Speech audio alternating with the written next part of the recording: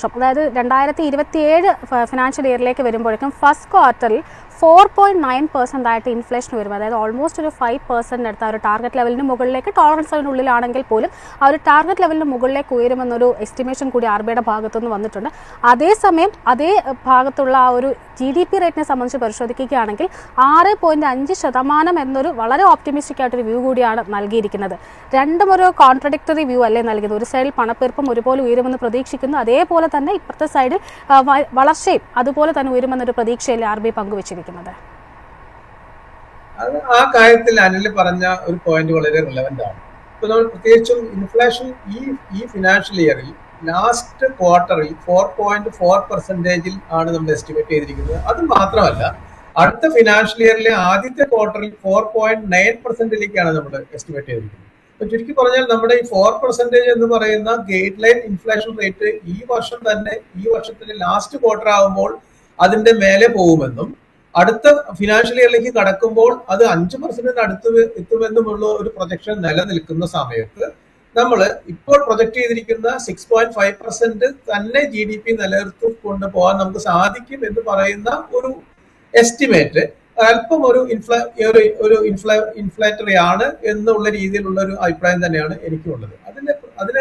അതിനെ സപ്പോർട്ടിംഗ് ആയിട്ട് ഞാൻ ഈ ഡിസ്കസ് ചെയ്യുന്ന പോയിന്റിന് സപ്പോർട്ടിംഗ് ആയിട്ടുള്ള കാര്യം, ഈ ഫിനാൻഷ്യൽ ഇയറിലെ overall average inflation rate end of the financial year 3.1% ആയിരിക്കും ശരാശരി ഇൻഫ്ലേഷൻ റേറ്റ് എന്ന് നമ്മൾ പറയുന്നത് നിൽക്കുമ്പോഴും നമ്മളെ സംബന്ധിച്ചിടത്തോളം ഇപ്പോൾ ജിയോ പൊളിറ്റിക്കൽ ഇഷ്യൂസ് അവിടെ അബാറ്റ് ചെയ്തിട്ടുണ്ടെന്ന് പറയുമ്പോഴും തീർന്നിട്ടില്ല.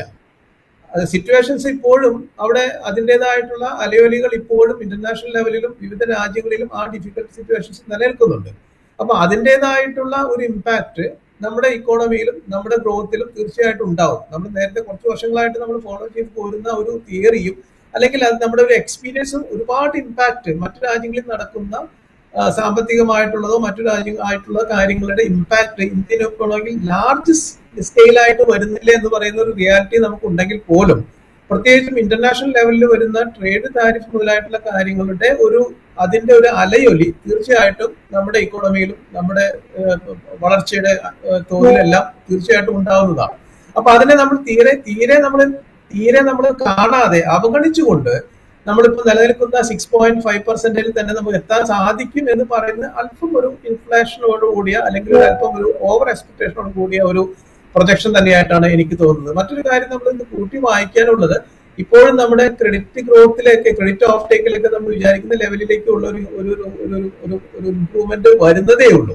അപ്പൊ അതും നമ്മൾ കൺസിഡർ ചെയ്യേണ്ട കാര്യങ്ങളാണ്. അപ്പൊ 6.5% എന്ന് പറയുന്ന റേറ്റിൽ തന്നെ നമ്മൾ ഇന്നത്തെ സിറ്റുവേഷനിൽ അത് നിലനിർത്തുക എന്ന് പറഞ്ഞാൽ കാര്യം ലിക്വിഡിറ്റി ഉണ്ട്, ഇപ്പോൾ ഇൻഫ്ലേഷൻ അണ്ടർ കൺട്രോളിലാണ് എന്ന നിലയിലേക്ക് തന്നെ ഇന്റർനാഷണൽ ലെവലിലുള്ള ജിയോ പൊളിറ്റിക്കൽ ഡിഫിക്കൽട്ടീസും അതുപോലെ ട്രേഡ് താരിഫ് മുതലായ കാര്യങ്ങൾ നിലനിൽക്കുമ്പോൾ മാത്രമല്ല 4.4% ഈ ഫിനാൻഷ്യൽ ഇയർ എൻഡ് ചെയ്യുകയും അടുത്ത ഫിനാൻഷ്യൽ ഇയറിൽ 4.9%ലേക്ക് എത്തുകയും ചെയ്യുന്ന പറയുന്ന എസ്റ്റിമേറ്റ് നിൽക്കുമ്പോൾ 6.5%ൽ തന്നെ നമ്മൾ GDP നിലനിർത്താൻ സാധിക്കും എന്ന് പറയുന്ന ഒരല്പം ഒരു ഓവർ എക്സ്പെക്ടേഷൻ ആണ്.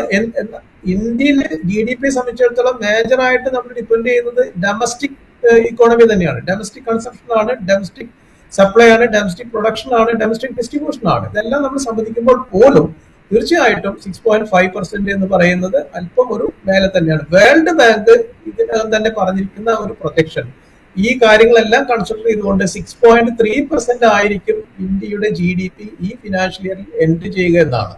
അതുകൊണ്ട് വേൾഡ് ബാങ്കിന്റെ അവരുടേതായിട്ടുള്ള ഇൻഡിപെൻഡന്റ് ആയിട്ടുള്ള സ്റ്റഡിയാണ്. നമ്മുടെ രാജ്യമോ നമ്മുടെ സെൻട്രൽ ഗവൺമെന്റോ നമ്മുടെ റിസർവ് ബാങ്ക് ഓഫ് ഇന്ത്യയോ ആ നമ്പേഴ്സ് ബൈ ചെയ്യണമെന്നൊന്നും നമുക്ക് നിർബന്ധം പറയേണ്ട ആവശ്യമില്ല. നമുക്ക് നമ്മുടേതായിട്ടുള്ള അസസ്മെന്റുകൾക്ക് താരം.